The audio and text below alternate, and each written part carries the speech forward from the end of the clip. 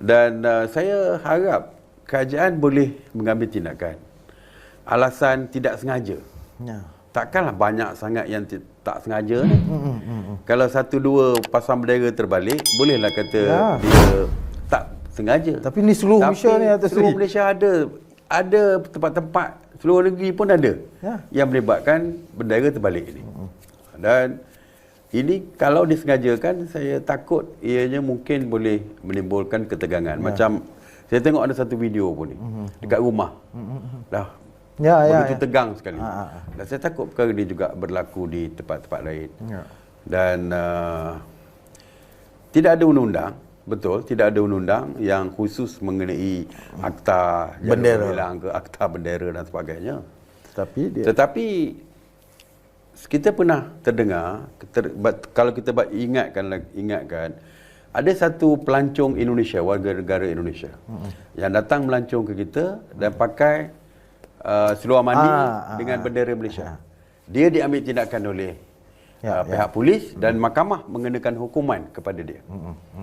Atas alasan kerana ianya boleh menimbulkan ketidakharmonian di kalangan rasa masyarakat. tidak puas hati ataupun tidak senang kepada rakyat. Marah. Rakyat Malaysia marah.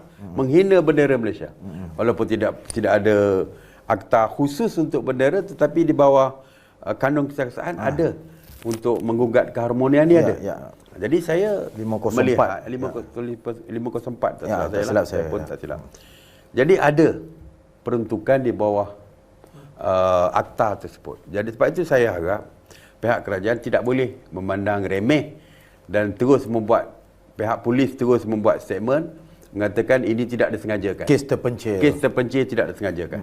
Jadi saya harap setiap isu yang berlaku, kalau ada unsur yang boleh mengujudkan ketegangan dan juga ketidakharmonian, pihak polis perlu bertindak segera. Jangan main mudah cakap, oh itu tak sengaja lah tu. Saya rasa kalau tak sengaja mungkin satu bendera mungkin Tapi saya terbaca juga ada satu sekolah dengan satu longgokan benderanya yang cukup banyak, ratusan bendera, semuanya terbalik. Adakah itu kebetulan ataupun dia panggil tersalah? Dan itulah saya harap perkara ini perlu diambil tindakan. Kita sepatutnya Hari Merdeka ni untuk menyemarakkan semangat kemerdekaan.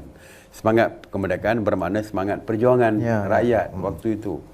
Dan kemerdekaan bukan sesuatu yang kecil. Kita menolak keluar, menghalau keluar penjajah daripada negara kita. Dan perjuangan bukan perjuangan yang singkat. Perjuangan menghalau penjajah ini bermula daripada sejak zaman British mula memerintah negara kita, masuk ke negara kita. Tok Bahman, Tok Gajah, Tok Janggut, Dul Said dan ramai lagi pahlawan-pahlawan Melayu, Maharaja Lela dan sebagainya. Walaupun perjuangan dia perjuangan terpencil di negeri masing-masing, tetapi ia merupakan perjuangan awal untuk menolak penjajah keluar. Sehingga kan apabila penyatuan dilakukan di bawah UMNO pada tahun 1946, disatukan semua pertubuhan-pertubuhan Melayu dan sebagainya, barulah kita bergerak secara serentak, secara bersepadu untuk kita menentang penjajah. Jadi perjuangan berdarah pun berlaku untuk menghalau penjajah di sejak awal, dan juga walaupun tidak berdarah sekalipun, perjuangan menentang penjajah, tetapi ianya merupakan satu perjuangan, merupakan perjuangan bangsa yang perlu dibanggakan dan kita agungkan, pejuang-pejuang kita. Sebab itulah kita sejak daripada dulu lagi waktu pemerintahan kita menaikkan semangat patriotisme ni setiap kali kita menyambut Hari Merdeka. Saya tak tahu kenapa. Kemungkinan saya mungkin mereka boleh betulkan saya kalau saya salah. Kemungkinan hype untuk merdeka ni ataupun program ke arah kemerdekaan dibesar-besarkan, 31 Ogos tidak dibesar-besarkan kerana mereka tidak mahu kaitkan UMNO ni, libatkan UMNO di dalam program ni. Di dalam untuk rakyat mengingatkan rakyat tentang siapa yang memerdekakan negara ini.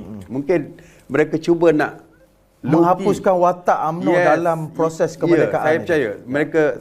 Saya berpendapat mereka buat low-key ni supaya tak timbul siapa tak timbul jasa UMNO ni. Sebab kalau baca sejarah kemerdekaan mesti ada ianya perjuangan parti UMNO dan pimpinan UMNO ketika itu. Mereka tidak boleh pisahkan. Kemerdekaan tak boleh dipisahkan dengan perjuangan UMNO. Ini sejarah yang tak boleh diubah. Sebab itu saya kata setiap kali perarakan Hari Merdeka, UMNO mesti diberi peluang satu ruangan untuk berarak Hari Merdeka untuk bawa bendera UMNO, kerana UMNO inilah sebahagian daripada kemerdekaan. UMNO is a part of kemerdekaan. Itu tak boleh dipisahkan. Tak boleh dipisahkan. Dan ia merupakan sejarah yang tak boleh ditukar. Yang tak boleh ditukar. Jadi sebab itu mungkin saya mengagaklah. Bagi andaian saya, mereka tak mahu mengenengahkan, membesar-besarkan kemerdekaan 1957 ini, kerana akhirnya mereka tidak ada pilihan untuk bawa bersama UMNO sebagai watak utama di dalam kemerdekaan ini. Ya, okey Datuk Seri. Saya pesanan Datuk Seri kepada orang kata taikun apa ni berbangsa Cina ni yang menghina bendera dan bukan saja menghina bendera, tapi menghina askar dan sebagainya. Saya minta komen sikit sebelum kita selama ni menjaga keamanan keselamatan negara. Jadi saya harap mereka sedar di mana bumi dipijak, mereka perlu menghormati, mereka mestilah menghormati negara kita. Kekayaan mereka pun hasil daripada mereka berada di sini. Kalau mereka berada di negara lain, belum tentu mereka boleh berjaya seperti ini. Sekaya itu. Ya, sekaya ini kerana dasar kerajaan kita yang memberikan kebebasan, hak kepada mereka untuk menjalankan perniagaan dan sebagainya, walaupun mereka berbangsa lain. Tetapi tidak pernah kerajaan menyekat bangsa lain untuk berjaya di dalam bidang perniagaan dan kehidupan mereka. Mereka nak belajarlah setinggi mana pun. Kita tidak pernah sekat. Walaupun kita ada program khusus untuk orang Melayu, kerana orang Melayu terdiri daripada rakyat yang miskin, yang perlukan bantuan daripada kerajaan, kita bantu. Tetapi bangsa lain teruskanlah untuk belajar setinggi mana. Dan terbukti mereka berjaya. Dan mereka berjaya di dalam perniagaan. Ya, kita bantu usahawan kecil melalui tekun dan sebagainya untuk membantu memulakan perniagaan. Ada pinjaman-pinjaman di bawah Kementerian Pembangunan Usahawan, walaupun menteri kata dah nak hapuskan. Tetapi menunjukkan bahawa kita bantu bangsa kita, tetapi tidak menyekat bangsa lain untuk berjaya.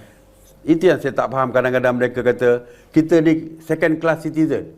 Second class citizen apa kalau kaya raya lebih daripada orang Melayu yang merupakan penduduk asal negara ini. Mereka kaya dan kita tidak pernah jealous pun tentang kekayaan mereka. Tidak pernah jealous. Dasar ekonomi baru kita ada, dan akhirnya untungnya win-win, sama-sama untung. Kita ada kontraktor Bumiputera. Kadang-kadang suppliernya adalah daripada kaum Cina. Jadi sama-sama boleh berkongsi hidup di negara kita. Sebab itu saya marah kalau ada pihak yang terlalu ekstrim sehingga tak mahu langsung mengiktiraf orang Melayu dan sebagainya. Tidak langsung mahu mengiktiraf peranan kerajaan sebelum ini yang memberikan kekayaan kepada mereka. Apabila mereka kaya, mereka hina negara kita, hina bendera kita, hina askar kita dan sebagainya. Dan saya tak boleh terima apabila buat kesalahan minta maaf. Saya senang sangat minta maaf. Tak boleh. Tapi Melayu maafkan Datuk Seri. Kita ni orang Melayu ni orang baik. Ini bukan tolak ansur ni. Ini tolak beransur ni. Tapi jangan lupa orang Melayu memang orang yang lemah lembut. Jiwanya lembut, pemaaf. Tapi dalam dunia ni ada satu perkataan yang orang lain tak ada. Iaitu amuk. Amuk ni perkataan Melayu. Maknanya orang Melayu ada tahap kesabaran.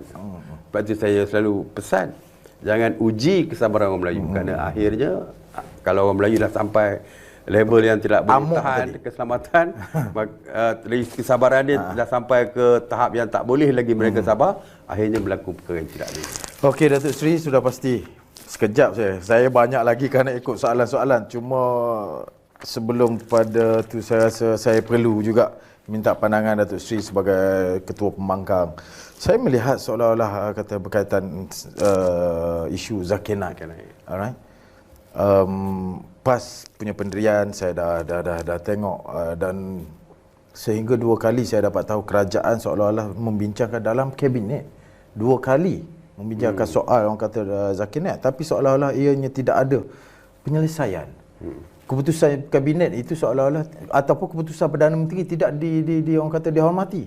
Alright. Saya melihat makin banyak pandangan daripada tokoh-tokoh, khususnya yang cukup saya merisaukan bila saya melihat satu video tokoh seorang mungkin agamawan Hindu tapi bercakap soal agama Islam. Yang saya rasa benda tu macam dah keterlaluan, dan saya minta pandangan Datuk Seri berkaitan dengan Zakir Naik. Saya sendiri pun tidak mengikuti secara langsung dan secara detail mengenai ucapan-ucapan dia. Adalah video-video yang dihantar oleh rakan-rakan yang saya tengok. Dan dia merupakan seorang pendakwah Islam, bukan saja di Malaysia tapi di negara lain dan sebagainya. Dan saya lihat apa yang disebut di Kelantan tu mungkin agak sensitif bagi setengah orang kalau tengok menengok pada satu sudut. Ya, satu sudut, tapi tidak melihat secara keseluruhan.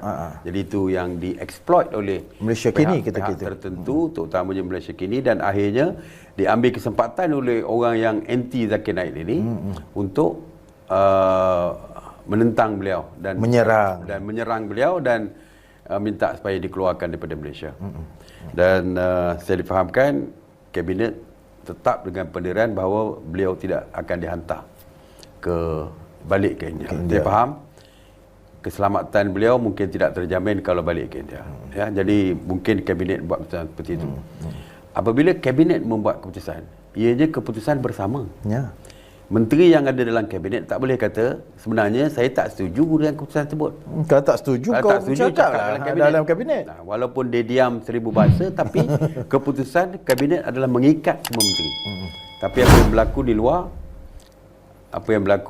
ada yang buat statement, menteri pun ada yang buat statement bercanggah dengan keputusan kabinet. Itu adalah satu perkara yang tidak pernah berlaku waktu dulu.